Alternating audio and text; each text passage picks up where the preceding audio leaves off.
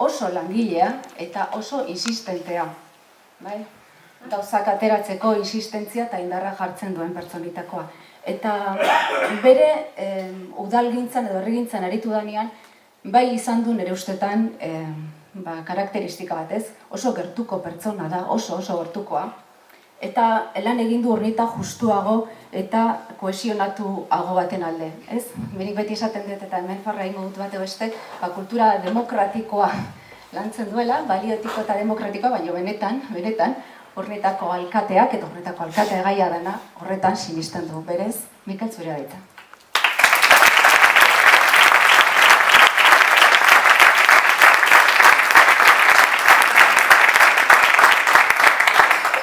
Bueno, arratsaldeon, lehenik eta behin eskerrak, gaurkoan gurekin izateagatik. Bate-batek pentsazezakeen agian egokiago izan zitekeela kanpoan, batzuk ere ondoko plazan, jakotegin ekitaldia, baina ziur nago, han antolatu izan bagenu, momentu honetan euritan izango ginela. Osea, nik uste ondo egin dugula, eta hemen estalpean oso ondo gaude. Maribelek aipatu du bezala, nik ere hasiko nuke eskerrak emanez aurreko igandean, hilaren 28an, bai erkidego mailan, bai lurralde bailan, eta baita ere bereziki Urnietan, 1001 personek alderdiarekin izan zuten konfiantzarengatik, eta konfiantza hori jarraitzeko eskakizunak egin ditut ondorengo minutu hauetan. Emaitza hori esker, hain zuzen ere, nire aurretik hitz egiten egon den Maribel Bakero, senatari karguan izango da, datozen 4 urte eta Madrilen, eta nik uste gaurko aurreneko txaloak bera merezitu gara. Zoriona Maribel.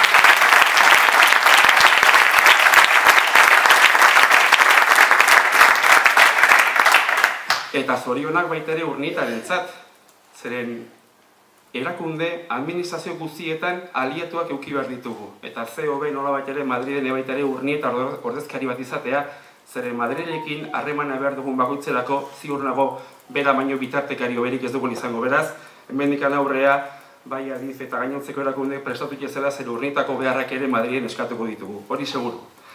Bueno, gaurkoan esan bezala 2019 eta 2023 bitartean Urnietako herria gobernatzeko Eusko Alderdi Jeltzalearen taldearen aurkezpena egiteko gonbidatu zaitugu eta denak horretarako gaude.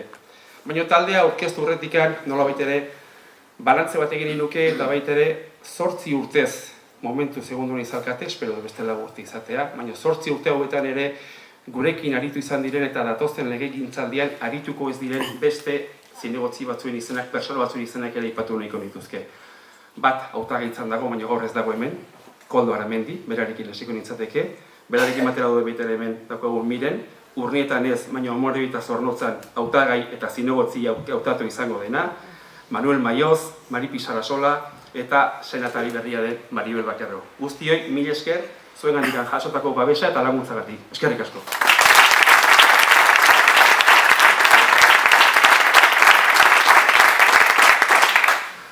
2015 eta 2019 legegintzaldia etorkizuneko Urnieta definitzeko balio izan duen legegintzaldi bezala gogoratuko dugu.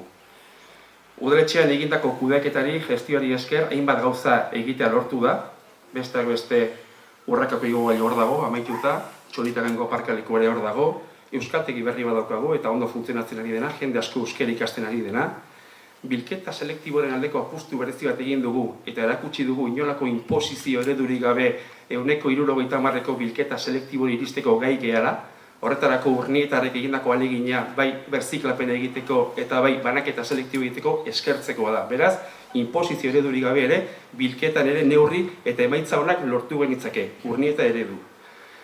Kanpotikan Urnietar etortzen diren personei, inklusioa, herrian sarrera errazteko ongietorri saioak antolatu ditugu eta jarraituko dugu antolatzen, ingurugiroa zaintzeko eta erreketara isurketa gutxiago egiteko Ergoiengo saneamendua separatiba berezi egin da, obra handi bat, €1.000.000 añarbe gastatu duena horrek onure ekarriko dio gure inguruneari, eta aldundiarekin batera legegintzaldia hasieran burutu genuen Irureingo biribilgune berria.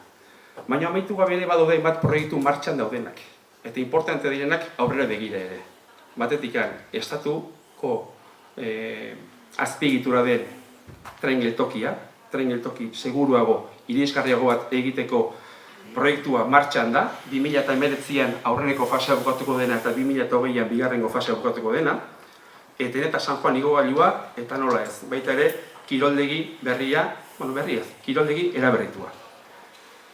Y estas dos últimas, tanto la obra del ascensor eten eta San Juan como el polideportivo, la remodelación del polideportivo, digamos, están ligadas al proceso de participación que pusimos en marcha a comienzo de legislatura.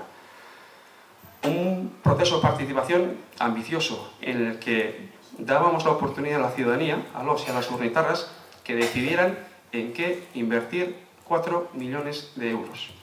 Adquirimos ese compromiso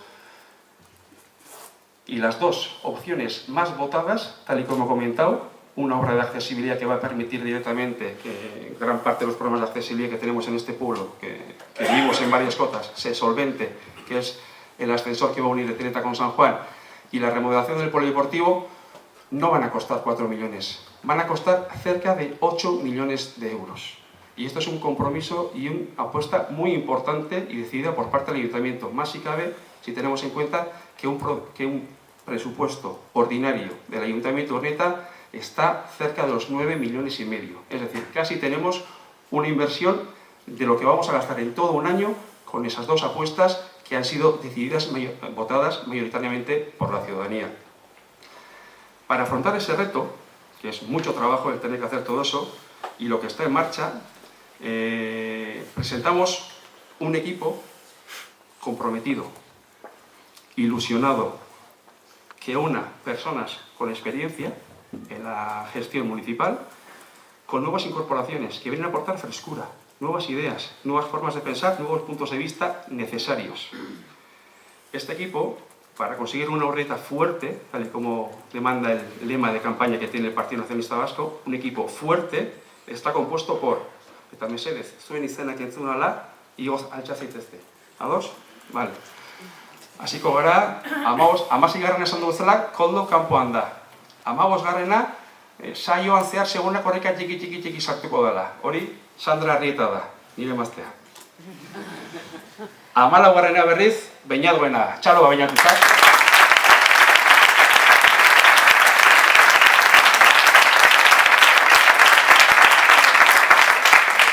Maribel Vaquero.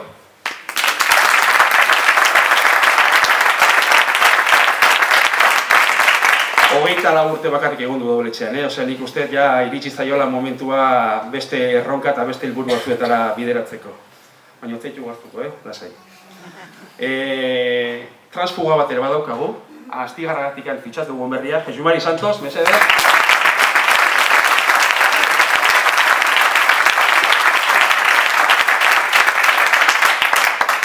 Manuel Mayoz.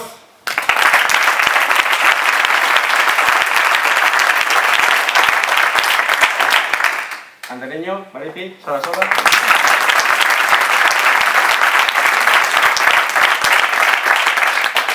Seitu horretikar, Sandra, jarri hartzea lasai.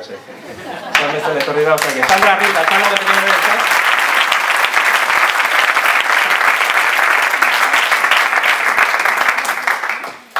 Amaia Vaquero.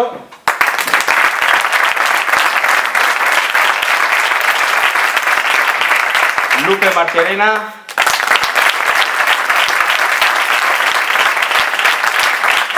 Este veterano bat, David Rosco.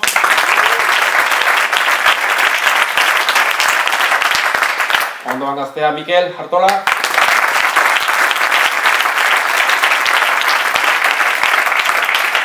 Pablo Oikoetxea.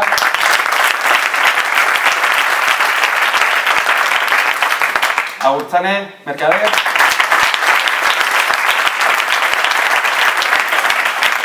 Luke Goñi.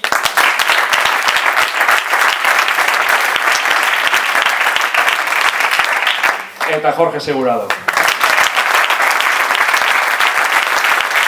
Mila esker guztioi proiektu honetan parte hartzeko hartu duzuen konpromisoagatik eta erronkengatik. Batematek, orain dela gutxi galdetzen zidan, nola baiteren nola lortu duen jende berre implikatzea eta ea udaletxeak suposatzen duen gauza guztik esan dizkiegun, bada ezpadara ez. Bada ezpada ez. Bueno, ala ez pentsa denbora pasatzera zatoztela, zeren lan ugari egin barra dago. Hor ja erronka batzun markatu ditut, baina beste gauza gehiago egin behar dira. herrian etxe bizitzak egin barra duzkagu, gaztek hemen jarraitu behar dute etorkizunean, eta netako igogailu hori amaitu egin behar da. Idiazabalkaleko bulebarizazioarekin erasi beharra dago, oinezkoek lehentasun izan dezaten. Parke edo plaza bat estaltzeko herrian parte hartze prozesu bat egingo dugu, herritarrek ere erabakitzeko aukera izan dezaten. Herrian egingo diren garapen urbanistiko berri esker, herriko sarbide batzuk aldatuko dira, eta horren ondorioz, Idiazabal-trafikoko kalea Idiazabalkaleko trafikoa arintzea lortuko dugu. Eskualdeko garapen agentzi bat indartsua sortu behar dugu, eta hortan, horretzen dauden bost gizon emakume horiek ere nolabait ere zer esan izango dute. Herriko komertzioen aldeko apustu irmoa egin beharra dago, eta dauzkagun baliabide guzti etekin ateratzeko turismo plan bat egin beharra daukagu. Baliabide ugari ditugu, etekin atera behar dugu. Baina hauetaz gain, hauek udalak zuzenak kudatu beharko ditu, baina hauetaz gain esan bezala legegintzaldi honetan etorkizunako prestaketa egin dugu, eta egin dugun izan da erakunde, administrazio, mankomunitate guztiekin edo gehienekin akordioetara iritsi, konpromisoetara urnietan inbertitu dezaten. Eta zentzu horretan, urnietak DB-etxeko erikin berri bat izango du, Jaurlaritzak horretarako 3 milioi baino gehiago sartuko ditu. Kiroldegi berri amaitu egongo da eta horretan aldundiak 1,500,000 euro emango dizkigu. Tren geltokiko lanak amaitzen direnean, orduan estatuak 2 milioi eurotik pasa eta pagatuko ditu. San Juan 42, jubilatuen etxea, orain dela gutxi arte presidenta Lupe izan dena, eraberritzarekin, Dendaberri elkarte eraberritua, Euskaltegi berrirako gelak eta elkarten etxe izango ditugu, eta horretan ere aldundiak 1,000,000 euro emango du. Pisu tutelatu berrik izango ditugu, 75 urtetik gorako herritarrentzat, eta horretarako aldundiak 1,500,000 bat jarria dauka. Añarbetik etorriko zaigun ur, oditeri, sare, berriari esker, herriko 189 gana Añarbeko ur iritsiko da, hau da, gaur egun herrigunea Añarbeko ura edaten du, hemendikan aurrean landagunean bizi diren personek ere Añarbeko ura edateko aukera izango dute, eta hori egiteko 3 milioi euroko inbertsio bat jarriko du Añarbek, eta nagusientzako egoitza berri bat izango du Urnietan, Boruntzaldeako eskualdeko beharrei erantzungo diena, eta obra horrek gutxi gora bera 15 milioi euroko obra bat izango da. ¿Alguien ha hecho la suma? ¿Ha ido sumando? Más de 25 millones de euros. Y eso se consigue a través de gestión. Gestión, 25 millones de euros, que van a invertir las distintas administraciones y mancomunidades en Urnieta los próximos años. Y todo eso gracias al modelo de gestión que tiene el PNV. El modelo de negociar, llegar a acuerdos, hablar con todos, ofrecer posibilidades y que la gente lo vea y que lo valore. Y todo eso es gracias a gestión, gestión y gestión. Ese es el modelo PNV. Y que tiene que seguir ahora, orain, lehen eta beti, gure eredua hauxe da. Hitz egitea, akordioetara iritsi, eta beti urnietarrei zerbitzu egokiagoak izango diren apustuarekin jarraitzea.